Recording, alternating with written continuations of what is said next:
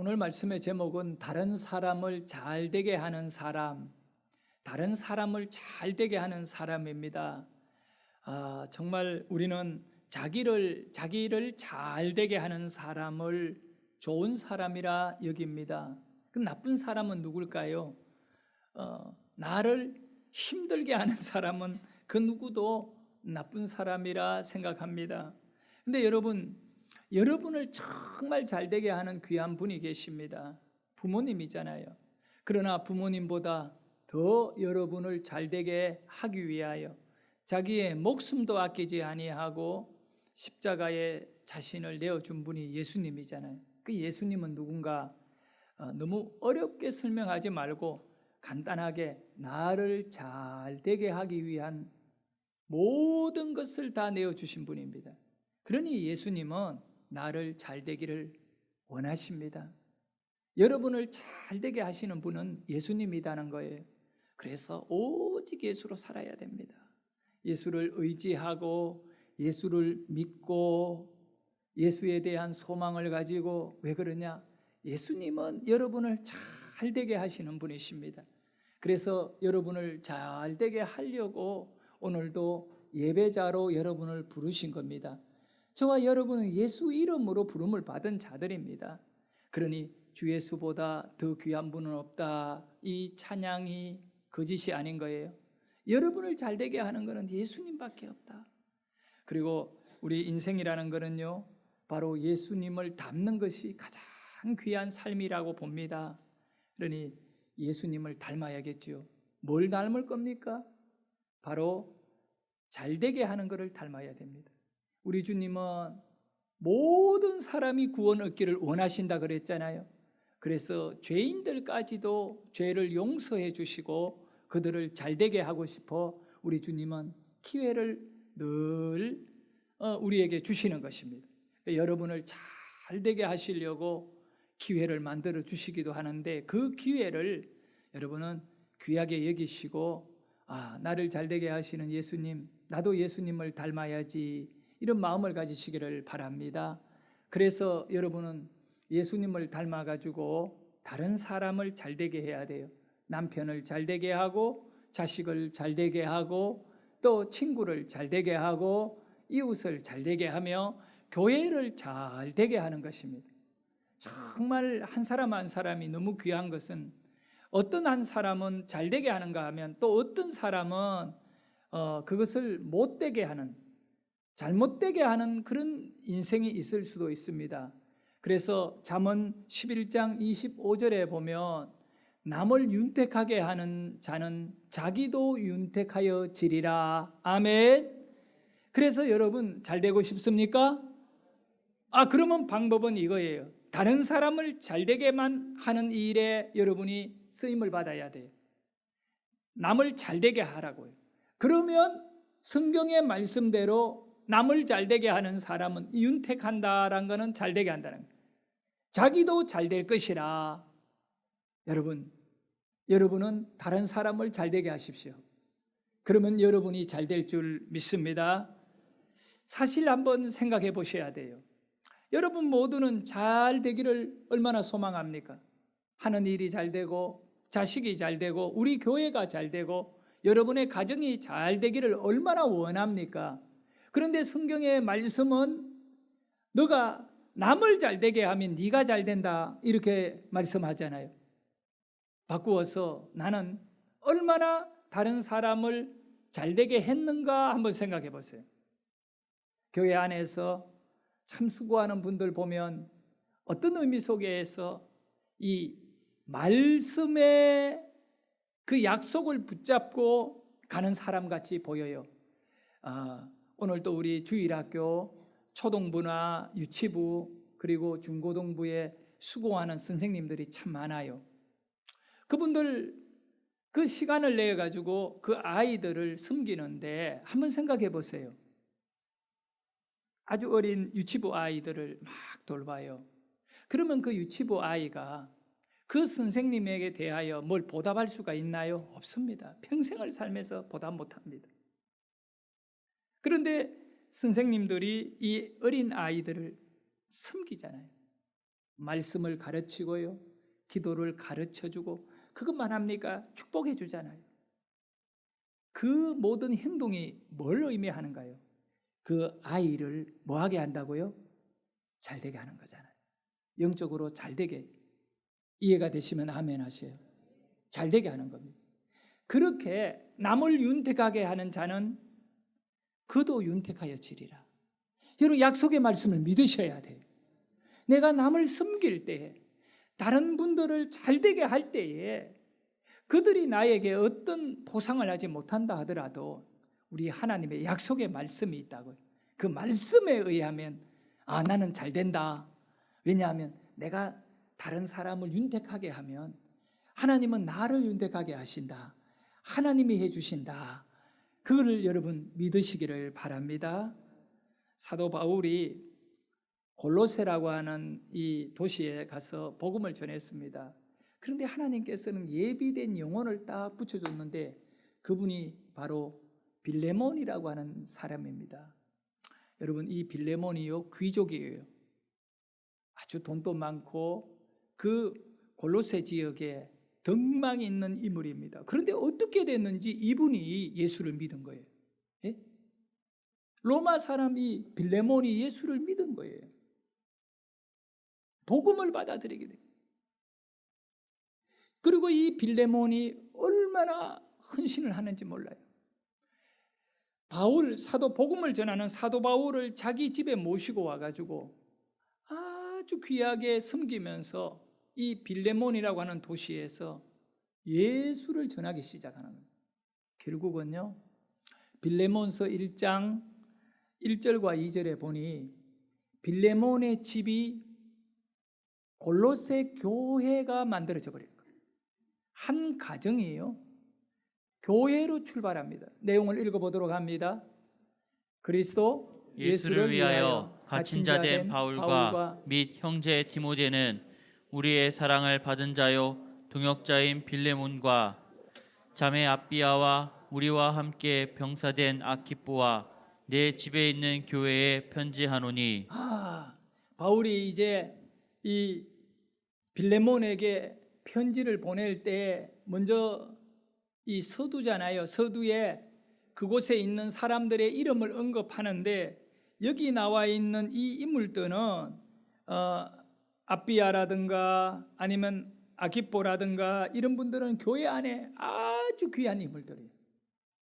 그리고 거기에 너의 집에 있는 교회에 편지를 한다. 너의 집에 있는 교회. 이 빌레몬의 집에 골로새라고 하는 이 큰 도시의 큰 교회가 한 집안에 있다는 거예요. 아마도 자기 집을 오픈해가지고 교회를 운영한다는 것은 보통 힘든 일이 아닐 것입니다. 당시에 가난한 사람들이 주일날 예배 드리기 위해서 이 골로새 교회, 이 빌레몬의 집에 몰려옵니다. 100명, 200명, 300명 숫자가 만만치 않습니다. 이 사람들이 하루 종일요, 지금은 우리가 한두 시간 예배 드리고 집에 가지만 그 초대 교회에는 아침에 모이면 저녁까지, 다음 날까지 이렇게 하루 종일 교회에서 성경 공부하고 설교하고 찬양하고 기도하고 하루 종일 온전히 주일 성수를 했어요. 그렇게 하다 보니 점심때가 되면 밥을 먹어야 되고 저녁때가 되면 밥을 먹어야 됩니다. 이런 식사 비용을 누가 다 대느냐? 말할 필요도 없습니다. 빌레몬이 되는 것입니다. 골로새 교회 운영을 위해서 빌레몬은 사제를 틀어가지고요. 그런데 이 빌레몬이 부자였기 때문에 다행입니다. 빌레몬에게는 많은 노예들이 있습니다. 그렇게 교회를 운영하고 있었어요. 그런데 그 노예들 가운데 오네시모라고 하는 노예가 있었는데 무슨 이유인지는 모르지만 이 오네시모가, 이 노예는 당시에 하나의 인간으로 대접받기보다는 재산입니다. 재산. 그냥 팔고 싶으면 팔아버리는 겁니다. 다른 노예가 필요하면 또 돈을 주고 싸우면 되는 것입니다. 그래서 늙은 노예들은 아주 싼 가격에 병든 노예들은 그냥 버리는 겁니다. 그래도 주인들이 마음이 착해가지고 이 젊은 시절에 주인을 위해 많이 수고한 노예들은 그냥 이렇게 늙었어도 집안에서 허들의 일을 하면서 살 수 있도록 배려하는 마음씨 좋은 그런 분들이 있는가 하면 그냥 노예가 이제 병들고 힘이 없어지면 갖다 버리는 겁니다. 네? 참 사람 취급을 못 받고 짐승같이 그런 취급을 받을 그 노예, 로마 시대에 오네시모는 빌레몬의 집의 노예였습니다. 그가 무슨 이유인지는 알 수 없지만 주인의 집을 뛰쳐나가서 도주하게 되는 겁니다. 이 골로새라고 하는 지역에서 멀리 그 당시에 가장 번창하고 많은 사람들이 몰려있는 대도시였던 로마시로 도망하게 됩니다. 잡히면 어떻게 되느냐 말할 필요도 없습니다. 무조건 죽임입니다. 도망간 노예는 죽였습니다. 그 사회의 제도였습니다. 그래서 이 설교를 준비하며 자료들을 읽다가 제가 깜짝 놀랐습니다. 당시에 아주 번창한 사업 중에 하나가 있었습니다. 그것이 바로 노예 장사였습니다. 그리고 거기에 부수적으로 도망간 노예를 잡아서 죽이는 일을 하는 그런 사업도 번창했다는 것입니다. 그렇기 때문에 노예들은 주인의 허락 없이 지역을 이탈한다든가 도망가게 되면 도망간 노예를 전문적으로 잡는 그런 사람들에게 만약에 잡히게 되면 그럼 100% 죽음을 당하게 되는 것입니다. 그런 위험을 감수하고 오네시모가 이 골로새를 떠나서 로마시로 도망간 이유가 있을 것입니다. 어떤 것이든 간에 자기 목숨을 내어놓은 그런 이 오네시모가 도박을 한 것은 이유가 있지 않겠습니까? 저는 그 이유를 한번 이 바울이 쓴 편지를 통하여 찾아보기 위해 노력했습니다. 먼저 우리가 이해해야 할 부분이 있습니다. 이 골로새에 있는 빌레몬이라고 하는 이 사람의 집에 대해서 이해를 해야 합니다. 사도 바울이 복음을 전할 적에 골로새에서 교회를 세우고 빌레몬의 집에서 설교할 적에 종들은 저 멀찍이서 설교하는 바울과 그 설교를 듣고 있는 자유인들을 아마 섬겼을 것입니다. 그 중에 한 사람이 바로 오네시모입니다. 그런데 이 오네시모가 바울이 하는 설교를 멀찍이서 듣다가 막혀있던 가슴이, 어두워져 있던 가슴이 환해지는 것을 느끼게 됩니다. 그것이 바로 자유라고 하는 당시에 헬라 말로 팍스라고 하는 이 단어에 가슴이 뻥 뚫려버립니다. 자기는 태어나면서 또 죽는 날까지 한순간도 자기에게는 자유가 없습니다. 주인이 오라면 가야 되고 주인이 먹으라면 먹고 일어나라면 일어나야 될 자유가 없는 삶을 살아갑니다. 그것을 운명적으로 받아들였습니다. 내가 자유인으로 산다는 것은 눈꼽만큼도 가능성이 없는 그야말로 기계같이 짐승같이 살다가 죽는 것이 나의 운명이라 여겼던 것입니다. 여러분, 어쩌면 우리 인간은 예수를 만나기 전에는 알든 모르든 간에 우리는 다 죄로 인하여 천국에 들어갈 가능성은 눈꼽만큼도 없이 그저 세상이 전부였을 것입니다. 세상이 전부였던 저와 여러분에게 복음이 선포되어지고 예수가 우리에게 알려졌을 때에 천국이 나의 것임을 믿게 되는 것과 같이 이 오네시모에게, 자유가 없는 이 오네시모에게 바울이 한 설교 내용을 통하여 자유가 있다는 것을 알게 된 겁니다. 그 자유는 빌레몬만 가지는 것이 아닙니다.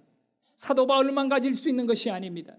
또 이 골로새 교회에 모여 있는 수백 명의 자유인들만 가지는 것이 아니라 노예인 오네시모 자신에게도 바울이 전하고 있는 저 설교 내용의 자유는 나의 자유가 될 것이라고 하는 희망을 가지게 됩니다.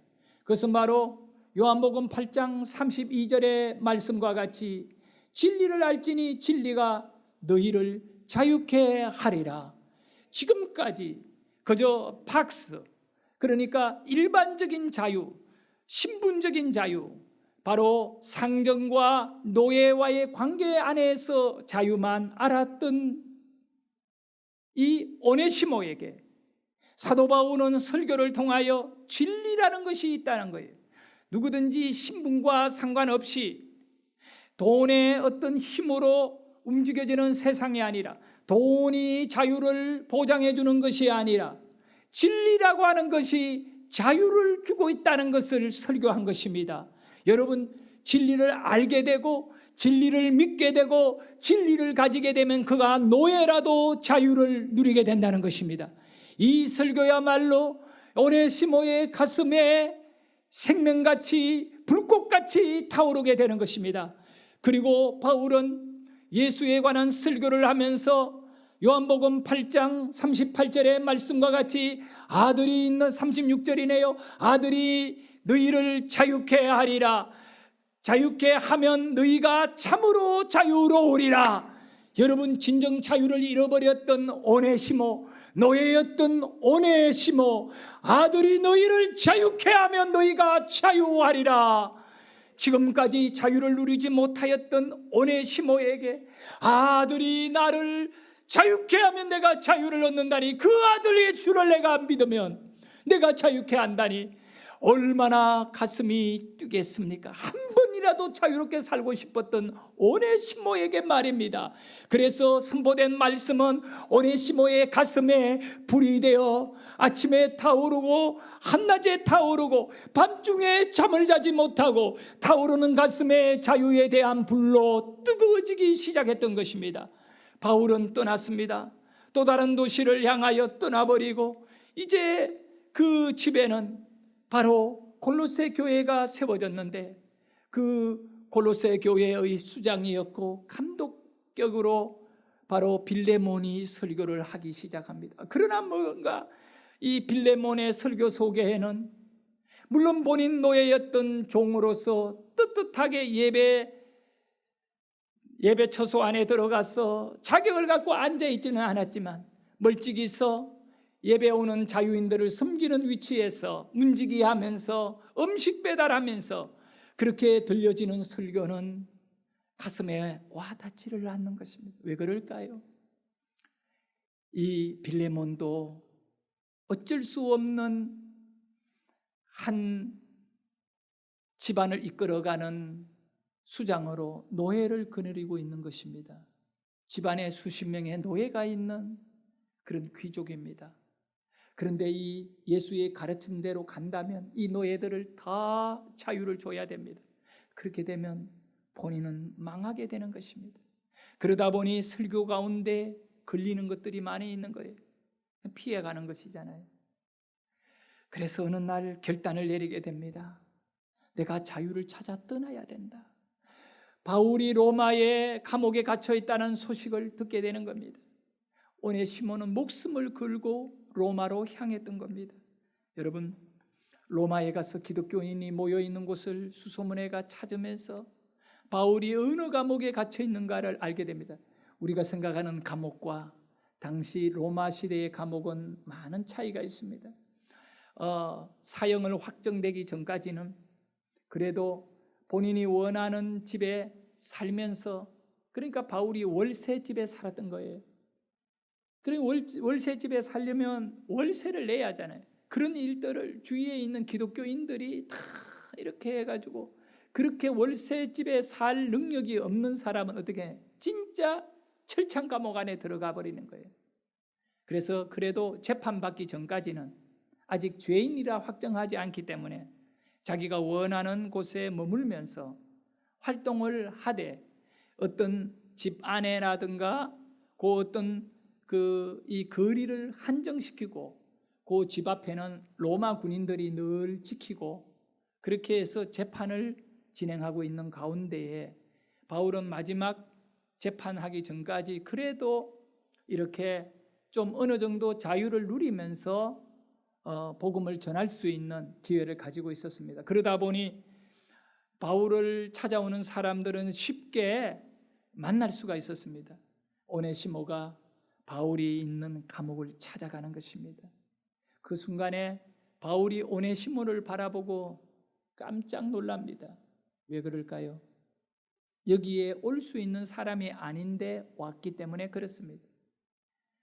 골로새에 있어야 할 노예가 자유인이어야만이 로마로 올 수 있는데 그 노예가 자기 앞에 나타났을 때 바울은 알고 있습니다. 이 사람이 왜 자기를 찾아온지를 알고 있습니다.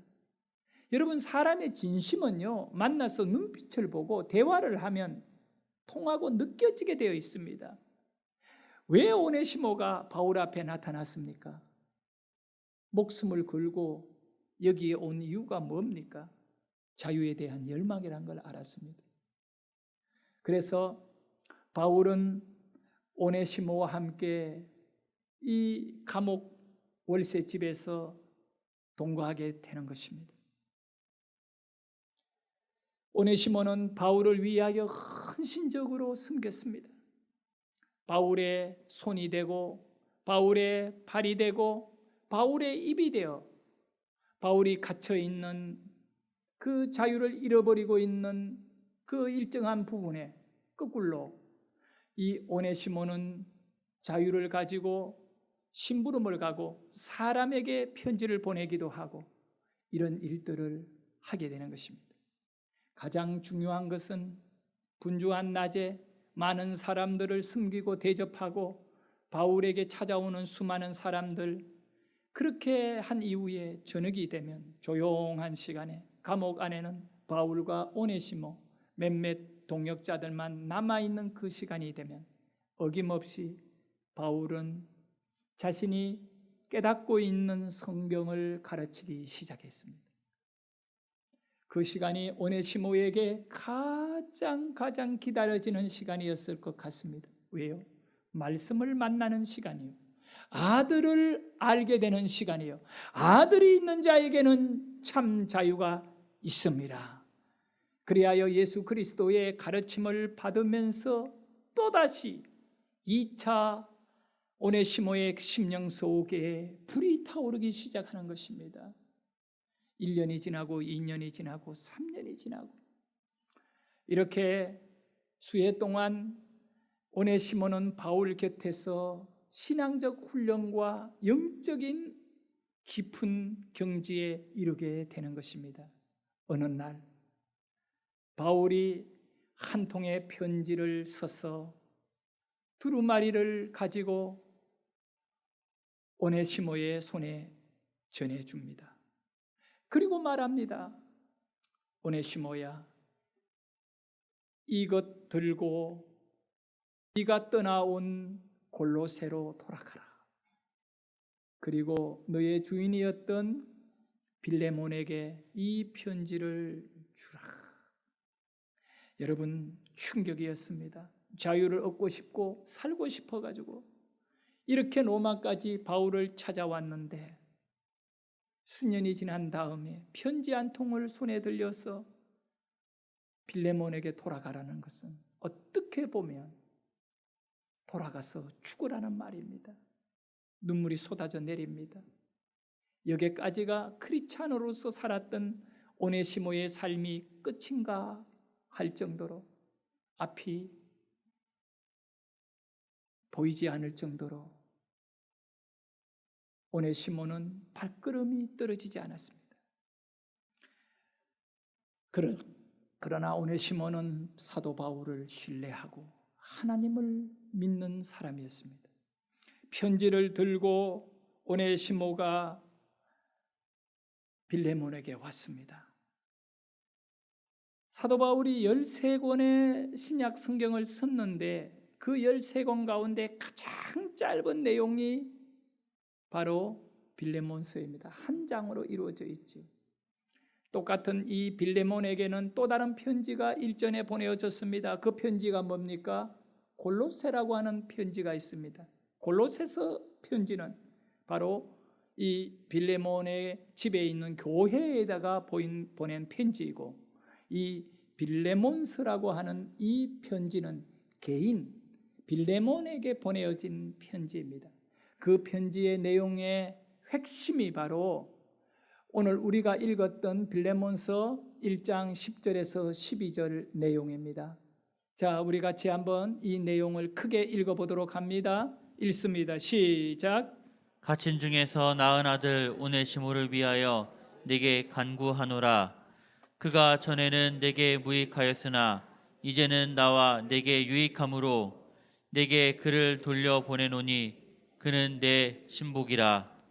아멘. 여러분, 바울은 빌레몬을 향하여 뭐라고 말합니까? 내가 오네시모를 위하여 너에게 간구하노라. 이 간구한다는 말은 기도한다는 것과 똑같은 단어입니다.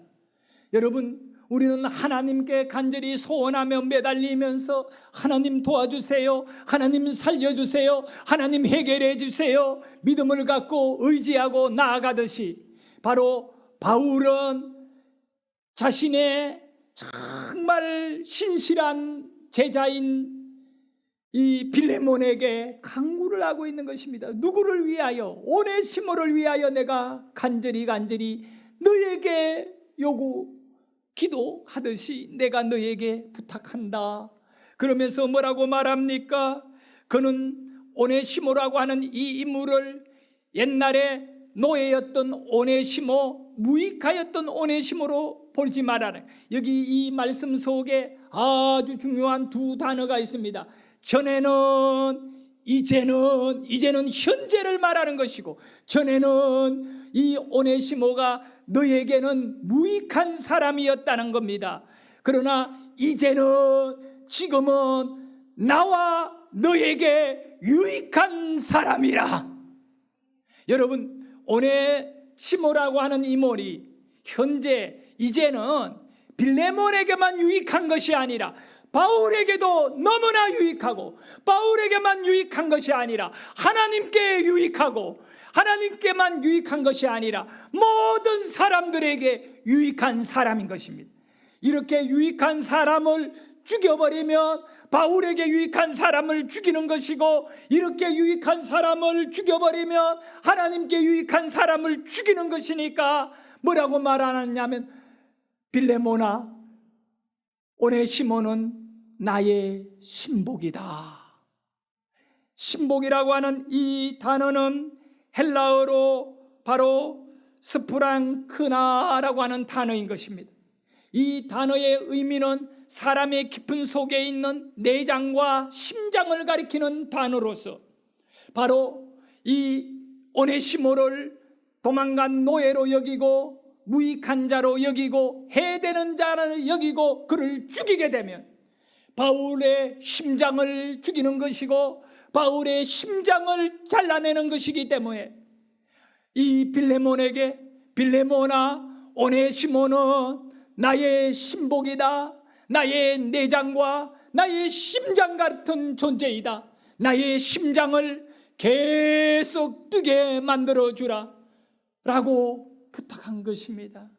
여러분, 여기에서 한 가지 질문을 해봐야 됩니다. 왜 바울은 오네시모를 이렇게 귀하게 여깁니까?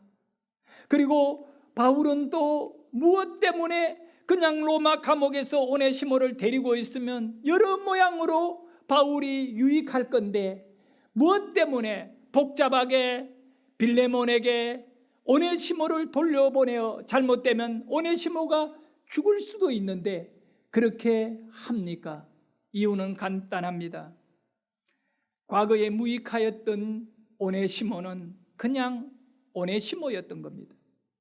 종이었던 오네시모, 일 잘하는 오네시모, 마음씨 좋은 오네시모, 그런 오네시모였습니다. 그러나 이 오네시모의 가슴 속에 예수 그리스도의 복음이 들어온 이후부터는 그냥 오네시모가 아닙니다. 그가 누구입니까? 그가 어떤 사람입니까? 그의 신분이 무엇입니까? 크리스찬 오네시모가 된 것입니다. 비록 노예이지만 그는 크리스찬 오네시모입니다. 여러분, 이것이 굉장히 중요한 사실이에요. 바울이 빌레몬에게 오네시모를 돌려보내는 유일한 이유는 상전 오네시모에게 보내는 거 아닙니다. 크리스찬 빌레몬에게 크리스찬 오네시모를 보내는 것입니다. 이 크리스찬 빌레몬이 크리스찬이었던 오네시모를 유익하게 바라는 것입니다. 크리스찬으로서 유익하게 보라는 겁니다. 성도 여러분, 크리스찬은 어떤 존재입니까? 예수를 닮은 사람입니다. 예수를 닮은 사람은 유익한 존재입니다. 그래서 전에는 무익한 존재였지만 오네시모가 크리스찬이 되었으니 이제는 유익한 존재입니다. 유익하다란 말은 다른 사람을 잘되게 하는 사람이죠. 빌레몬을 잘되게 하는 사람이고 모든 사람을 잘되게 하는 사람입니다. 오늘 여러분은 크리스찬들입니다. 어떤 엉켜있는 문제들과 주위 사람들과의 관계가 있을 수 있습니다. 교회 안에와 교회 밖에, 가정 속에 여러분은 누구입니까? 앞에서 오네시모가 크리스찬이 되기 전에는 철저하게 빌레몬의 노예였습니다. 어떤 자유도 누릴 수 없는. 그러나 크리스찬이 된 이후에 그는 예수 그리스도를 닮아 살아가는 사람, 다른 사람을 유익하게 하는 사람. 그래서 빌레몬은 크리스찬 오네시모를 받아들입니다. 그를 죽이는 것이 아니라 그를 바울의 신복으로 여기는 것입니다. 이후에 너무나 놀라운 일들이 일어났습니다. 만약에 빌레몬이 오네시모가 주는 그 편지를 그대로 읽어보고 지져버렸더라면, 불에 던져버렸더라면 오늘날 빌레몬서는 없을 것입니다. 빌레몬이 그 편지를 받아들고 눈물을 뚝뚝뚝 흘리면서 성령의 감동과 그 은혜 안에 크리스찬 오네시모를 형제로 받아들이게 되는 것입니다. 그리고 그 편지를 빌레몬은 너무나 귀하게 여기며 서기관들을 시켜 이 편지를 많이 복사하게 해서 흩어져 있는 수많은 교회들에게 동일하게 보내면서 이제 오네시모는 크리스찬이다. 노예가 아니라 크리스찬이다. 그렇게 오네시모를 상대하게 되는 것입니다. 그 이후의 역사를 보면 놀랍습니다. 여러분, 오네시모는요, 노예로 골로새에서 살았지만 이후에 오네시모는 빌레몬을 이어서 골로새 교회의 감독이 됩니다. 있을 수 없는 일입니다. 교회니까 가능하고 크리스찬이니까 가능한 일입니다. 네? 빌레몬이 골로새 교회의 후임자를 노예였던 오네시모에게 맡기게 되는 겁니다. 그런데 오네시모는 누구보다도 유능한 인물이었습니다. 사도 바울에게서 수년간 성경을 배우고 바울의 삶을 배웠던 인물입니다. 바울의 복사판 같은 존재였던 것입니다. 얼마나 골로새 교회가 성령의 능력과 은혜 속에 부응한지 모릅니다. 그래서 그는 바울이 바라본 것입니다. 그는 유익한 존재이라. 오늘 우리의 신분과 우리의 모양이 어쩌면 오네시모같이 사람들에게도 버림을 받고 내 자신도 나를 볼 때 아무 쓸모없는 무익한 존재, 그런 인물일 수 있습니다. 그러나 사랑하는 성도 여러분, 그렇지 않습니다. 여러분은 크리스찬입니다. 크리스찬의 가장 중요한 것은 예수를 닮는 건데, 예수님이 누구냐 이거예요. 다른 사람을 잘되게 하는 분입니다. 누구든지 예수님을 만나면 잘되게 되어 있습니다. 그리하여 여러분은 잘되게 되는 것입니다. 그와 같이 크리스찬인 저와 여러분은 잘되는 사람인 것입니다. 나를 잘되게 할 뿐만 아니라 다른 사람을 잘되게 하는 사람입니다. 만약에 좋은 사람, 마음이 착한 사람, 그런 사람이 예수를 만나게 되면 더 잘되고 더 좋은 사람 될 줄 믿으시기를 바랍니다. 예수 믿는 기독교인은 잘되게 하는 사람입니다. 그러므로 여러분이 가정에 있으므로 여러분의 가정이 잘 될 것입니다. 여러분의 자녀들이 여러분 때문에 잘 될 것입니다. 우리 교회가 여러분이 잘 되는 사람들, 남을 잘 되게 하는 사람들이 몰려 있는 곳이기 때문에 우리가 잘 될 줄 믿습니다. 전에는 무익한 자였으나 이제는 유익한 자임이라. 여러분이 이제 유익한 자로 사시기를 바랍니다. 잘 되게 하는 그런 인생의 목표를 가지고 살아가는 우리 성도들 되기를 예수 이름으로 축원합니다. 따라합시다. 잘되게 하자. 잘되게 하자. 잘되게 하자. 기도하겠습니다.